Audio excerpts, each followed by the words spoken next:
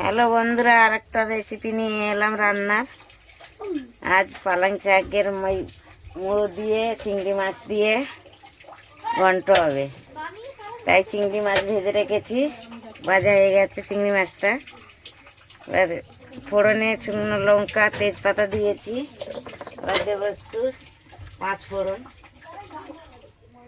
ফোড়ন দিচ্ছি।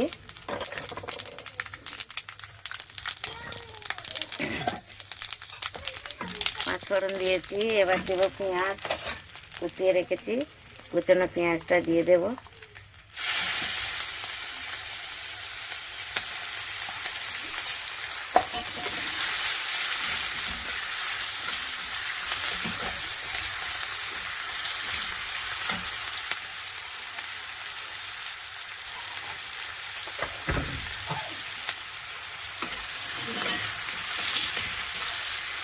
পেঁয়াজটা একটু ভাজা হয়ে গেলে সবজি একটু মূলো, বেগুন, একটু বাঁধাকপি ছিল ওটা দিয়েছি, একটু কচু কেটে রেখেছি, এটাও দিয়ে দেব।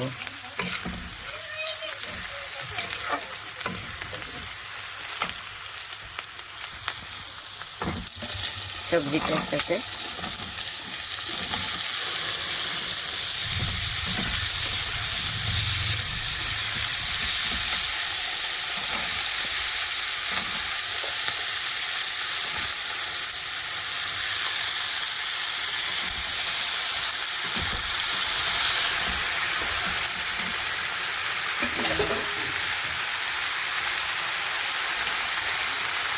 পরিমাণ মতন নুন দিচ্ছি।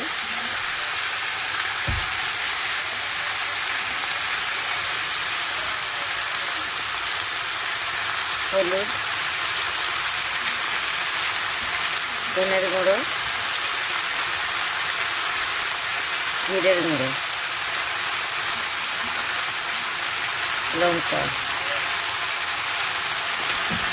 আমরা সব জিনিসে একটু ধনের গুঁড়ো, জিরের গুঁড়ো খাই, আদা রসুন কম খাই। তার জন্যে আমরা ধনে জিরের গুঁড়ো পাঁচফোড়নই খাই বেশি। পাঁচফোড়নটাই ভালো লাগে সবজিতে। আদা রসুন কেউ খায় না, পছন্দ করি না। আমরা একটু মাংস হলে দিই, তাছাড়া আমরা আদা রসুন খাই না, এমনি ভালো লাগে খেতে।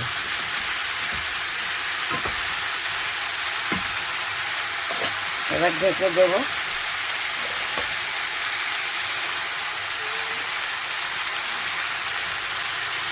ঢেকে দিচ্ছি।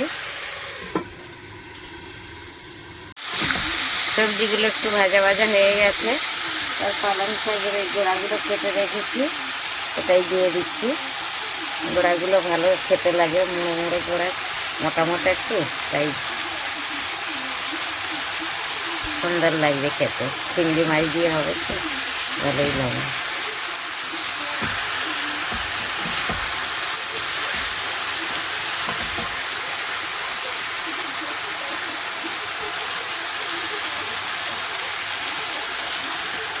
অনেকগুলো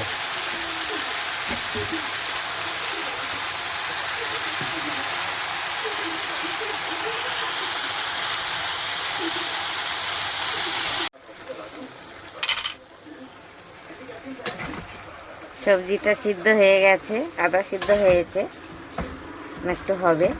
এখন একটু টমেটোটা দিয়ে দিচ্ছি। টমেটো কেটে রেখেছি, টমেটোটা দিয়ে দিচ্ছি।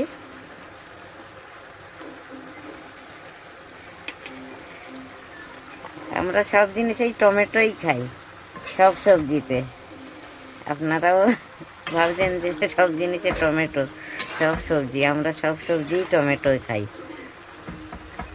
আপনারাও খাবেন, ভালো লাগবে। চিংড়ি মাছটাও দিয়ে দিচ্ছি, ভাজা চিংড়ি, এটাও দিয়ে দিচ্ছি।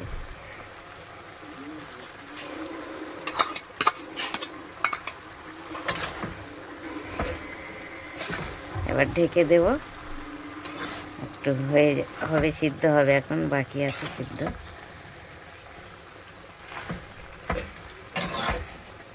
পালং শাকের গোড়া খুব সুন্দর লাগে খেতে, খুবই ভালো লাগবে। আপনারাও এমনি করে খাবেন, খুব ভালো লাগবে খেতে।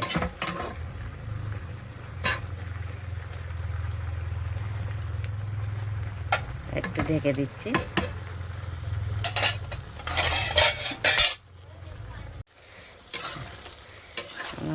পালং শাকের ঘন্ট হয়ে গেছে।